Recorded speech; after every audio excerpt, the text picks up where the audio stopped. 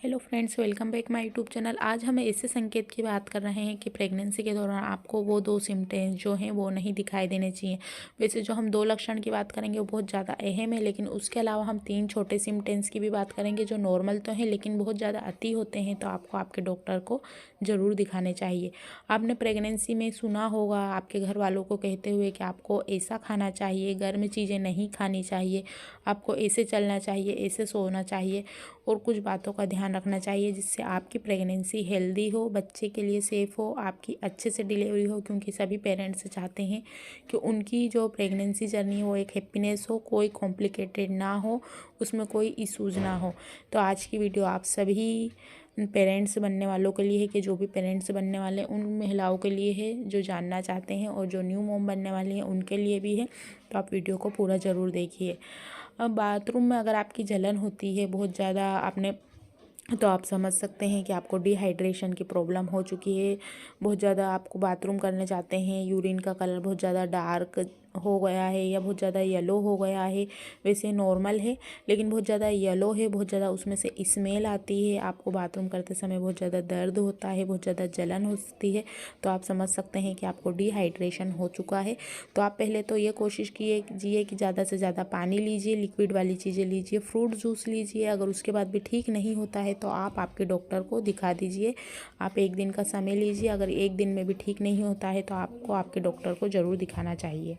Second point की अगर हम बात करते हैं तो कुछ भी अगर आपने खाया है, बाहर का खाया है या घर का बना हुआ खाया है, तीखा खाया, स्पाइसी खाया है, कुछ भी खाने के बाद आपको डाइजेस्ट नहीं हो पाता है। किसी किसी महिलाओं को बहुत ज़्यादा सीने में जलन होती है, उल्टियाँ आती है, पेट में कड़कपन लगता है, पेट दर्द करता है। तो देखिए थोड़ा कभी कभी नॉर्मल है क्योंकि ये सभी महिलाओं के साथ होता है और कुछ महिलाओं के साथ नहीं होता है, क्योंकि जो उनकी जठर अग्नि रहती है वो काफ़ी स्ट्रॉन्ग रहती है अंदर से।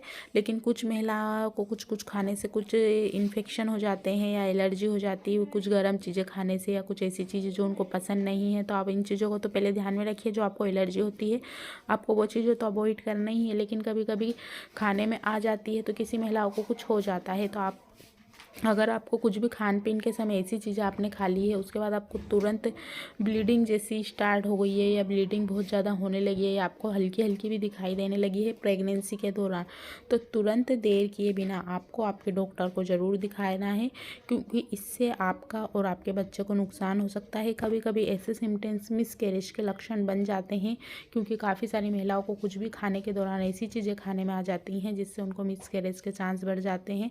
अगर आपकी टेबलेट्स चलती हैं या दवाइयाँ चल रही हैं, ट्रीटमेंट अलग से चलता है, तो आपको आपके खाने पीने का ध्यान रखना चाहिए और उस हिसाब से आपको आपकी टेबलेट लेनी चाहिए। तो ये जो दो सिम्टम्स थे प्रेगनेंसी के लक्षण, आपको बिल्कुल भी नहीं दिखाई देना चाहिए। अगर आपकी बाथरूम में से बहुत ज़्यादा जलन होती है, दर्द होता है करते समय और जो स्मेल आने लगी है यूरिन में से, तो आप समझ सकते हैं कि डिहाइड्रेशन की आपको प्रॉब्लम हो चुकी है। तो आप ज़्यादा से ज़्यादा अपनी लिक्विड बढ़ाइए, मात्रा बढ़ाइए खाने पीने की। सेकेंड, आपको बताया मिसकैरेज होने के चांस हो सकते हैं। अगर आपको थोड़ी सी भी ब्लीडिंग होती है तो तुरंत आप आपके डॉक्टर को दिखाइए। इसके साथ हम तीन सिम्टम्स की बात करेंगे जो नॉर्मल तो है लेकिन बहुत ज़्यादा अति होने पर आपको डॉक्टर को दिखाना चाहिए। तो हम जो थर्ड वाला पॉइंट है उसकी बात करते हैं। तो पेट के नीचे कड़क होना, अगर आपको पेट के नीचे बहुत ज़्यादा दर्द होता है, बहुत ज़्यादा पेन होता है, बहुत ज़्यादा कड़कपन लगता है, उठने बैठने में आपको दिक्कत महसूस हो रही है, तो अपने डॉक्टर को दिखा दीजिए।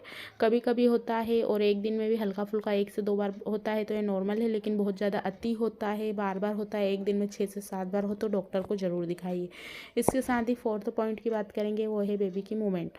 अगर आपको 6 मंथ से में भी बेबी की मूवमेंट बिल्कुल भी फील नहीं होती है, फर्स्ट से 6 मंथ लग गया लेकिन लगा ही नहीं कि बेबी ने एक बार भी मूवमेंट किया हो, तब तो आपको अल्ट्रासाउंड करवानी चाहिए, क्योंकि डॉक्टर आपको अल्ट्रासाउंड का सजेशन करेंगे। उसके थ्रू ही देखा जाएगा कि बेबी की क्या स्थिति है टमी के अंदर, बेबी हिल डुलता था, अगर वो बोल देते हैं ओके है, क्योंकि कुछ बेबी बहुत ही लेट मूवमेंट करते हैं और कुछ बेबी बहुत ज़्यादा एक्टिव रहते हैं तो मूवमेंट करने लगते हैं।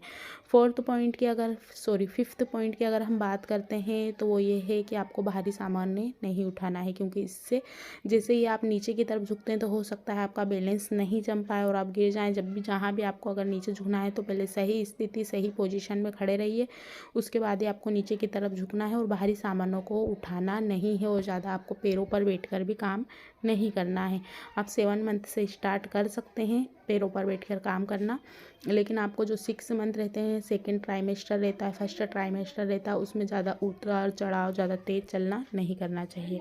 तो ये कुछ ऐसे सिम्टम्स थे जो आपको ध्यान रखने ज़रूरी है।